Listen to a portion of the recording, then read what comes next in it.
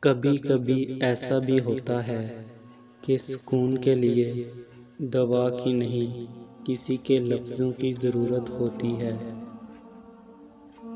سب کچھ اللہ کی ذات پر چھوڑ کر دیکھیں، پھر دیکھیں کیسے اللہ آپ کے راستے آسان کرتا ہے۔ اپنی چاہت بس یہی رکھیں جو اللہ چاہے۔ جن کو اللہ پر بھروسہ ہوتا ہے وہ وقت اور حالات سے شکایتیں نہیں کرتے۔ صرف اللہ ہی ہے جس پر امید رکھو تو اندھیرے میں بھی راستہ نکل آتا ہے۔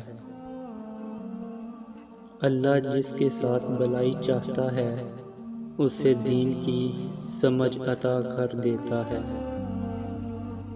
خدا کرے سلامت رہیں وہ لوگ جنہیں بڑے خلوص سے ہم روز یاد کرتے ہیں۔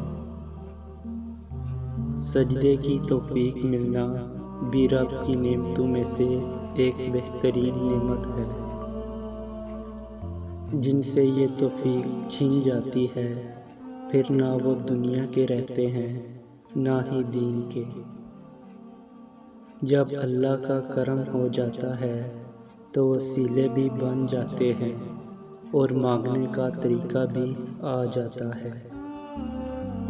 اللہ سے رجوع کرنے میں دیر نہ کرو، بے شک اس نے عرش الہی پر تحریر لکھ دی۔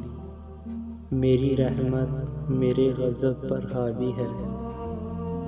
دیکھنا اللہ تمہاری ایسے مدد کرے گا کہ تم خود بھی حیران رہ جاؤ گے۔